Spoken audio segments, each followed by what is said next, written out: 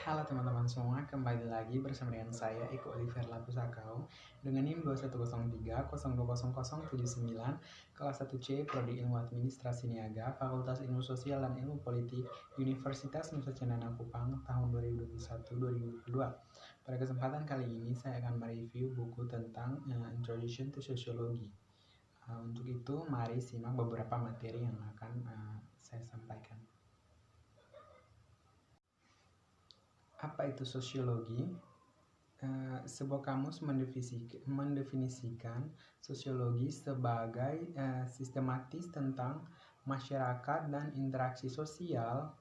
Kata sosiologi berasal dari kata Latin socius atau pendamping dan kata Yunani logos atau studi, yang berarti studi tentang persahabatan.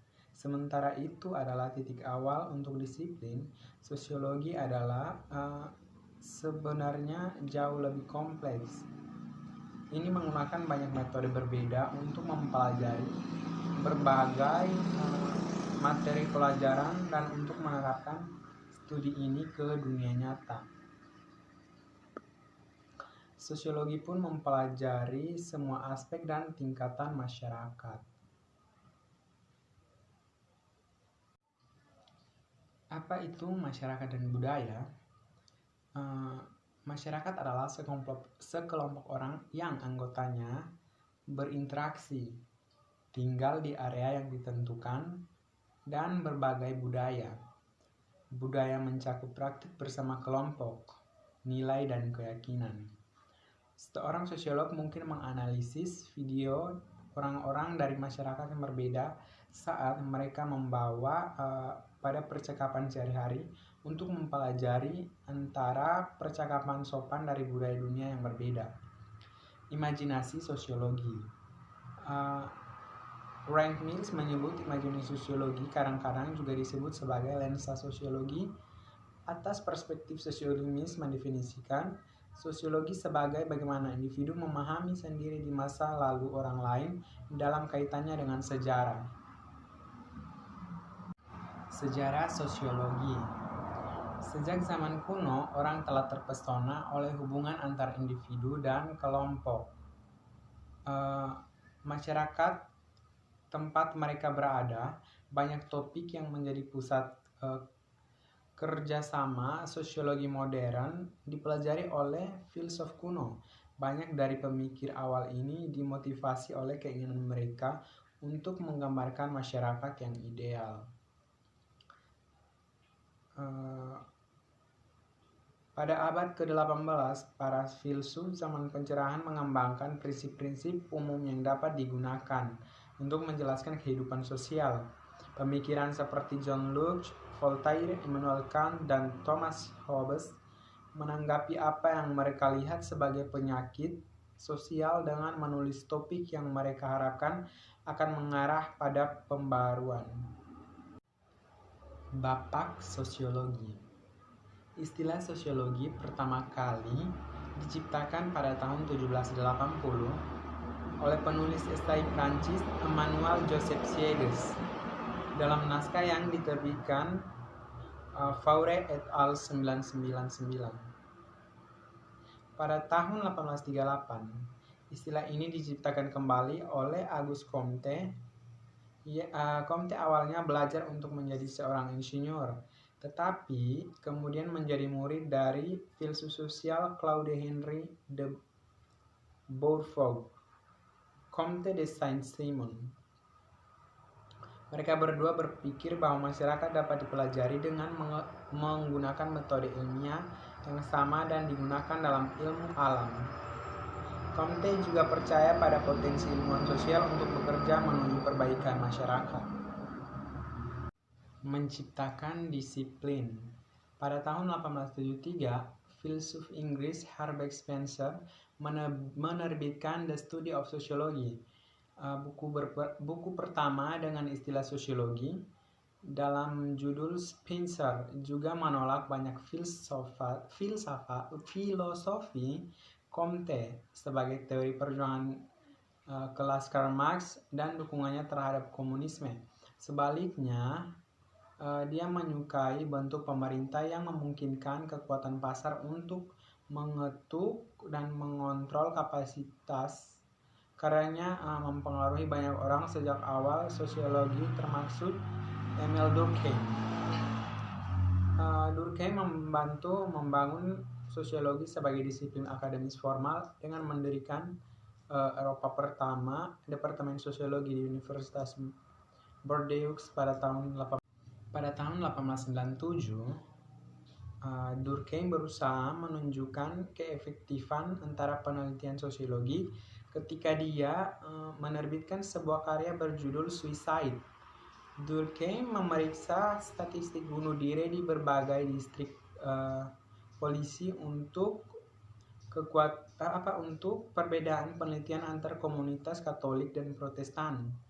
Dia mengaitkan perbedaan itu dengan kekuatan sosiolog religius daripada penyebab individu atau psikologis. Sosiolog terkemuka Max Weber mendirikan Departemen Sosiologi di Jerman pada tahun 1919.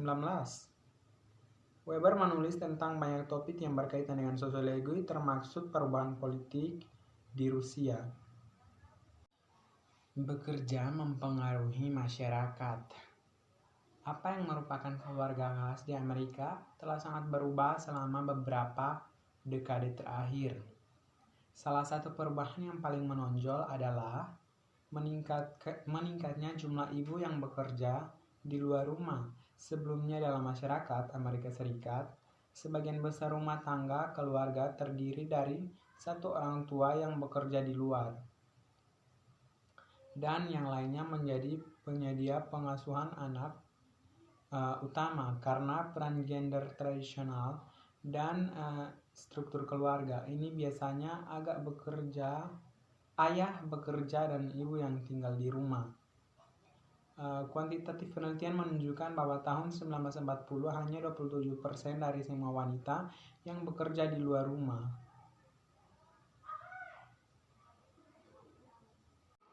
Perspektif teoritis.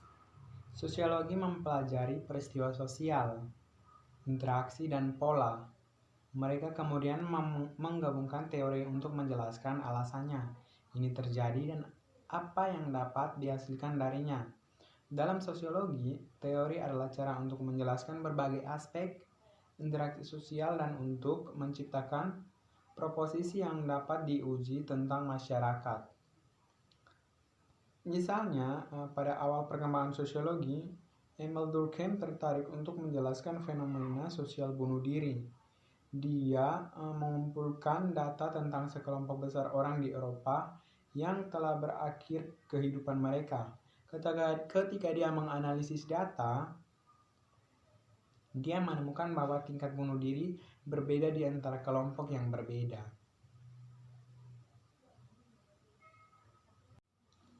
Fungsionalisme. Fungsionalisme juga disebut teori fungsional struktural, melihat masyarakat sebagai struktur yang saling terkait. Bagian yang dirancang untuk memenuhi kebutuhan biologis dan sosial individu yang membentuk masyarakat ini adalah tertua dari teori utama sosiologi. Sebenarnya asal-usulnya dimulai sebelum sosiologi muncul sebagai formal disiplin. Itu tumbuh dari tulisan-tulisan filsuf dan ahli biologis Inggris Herbert Spencer yang menyamakan masyarakat dengan tubuh manusia. Dia berpendapat bahwa sama seperti berbagai organ di tubuh bekerja sama untuk menjaga seluruh sistem berfungsi dan diatur sebagai bagian masyarakat.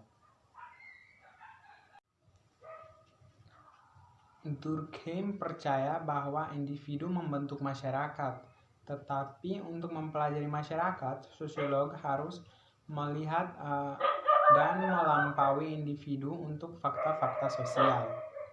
Fakta sosial dalam hukum, moral, nilai agama, kepercayaan dan adat istiadat, mode, ritual, dan semua aturan budaya yang mengatur kehidupan sosial. Masing-masing faktor sosial ini melayani satu atau lebih fungsi dalam masyarakat. Sebagai contoh, satu fungsi dari hukum masyarakat mungkin untuk melindungi masyarakat dari kekerasan, sementara yang lain adalah untuk menghukum perilaku, sementara yang lain untuk menjaga kesehatan masyarakat. Dia percaya bahwa bagaimana fungsi-fungsi ini bekerja sama untuk mempertahankan masyarakat yang stabil. Sebuah budaya global. Sosiologi di seluruh dunia sedang mencari tanda-tanda dari apa yang belum pernah terjadi sebelumnya. Peristiwa munculnya budaya global di masa lalu, kerajaan seperti yang ada di Cina, Eropa, Afrika, dan Amerika Tengah dan Selatan menghubungkan orang-orang dari berbagai negara. Tetapi, orang-orang itu menjadi bagian dari budaya mereka. Mereka tinggal terlalu jauh satu sama lain, berbicara bahasa yang berbeda, mempraktekkan agama yang berbeda, dan memperdagangkan sedikit barang. Hari ini meningkat dalam komunikasi, perjalanan, dan perdagangan telah membuat dunia menjadi tempat yang jauh lebih kecil. Semakin orang dapat berkomunikasi satu sama lain secara instan dimanapun mereka berbeda dengan telepon, video, dan teks. Teori konflik. Teori lain dengan perdagangan tingkat makro yang disebut teori konflik memandang masyarakat sebagai kompetisi untuk sumber daya yang terbatas. Teori konflik melihat masyarakat terdiri dari individu-individu yang harus bersaing untuk mendapatkan sumber daya sosial, politik, dan material seperti kekuatan politik, waktu luang, uang, perumahan, dan hiburan. Struktur dan organisasi sosial seperti kelompok agama, pemerintah, dan perusahaan mencerminkan persaingan ini dalam ketidaksetaraan yang melekat pada mereka. Beberapa individu dan organisasi memperoleh dan menyimpan lebih banyak sumber daya daripada yang lain. Pemenang ini menggunakan kekuatan dan pengaruh mereka untuk mempertahankan posisi kekuasaan mereka dalam masyarakat untuk menekan kemajuan individu. Baik, demikian hasil video review saya mengenai Introduction to Sociology. Mohon maaf bila dalam melakukan video ini ada kata-kata maupun tindakan yang kurang berkenan, untuk itu mohon dimaafkan. Dan juga semoga video review ini dapat bermanfaat bagi kita semua, walaupun video ini masih kurang belum sempurna. Sekian dan terima kasih.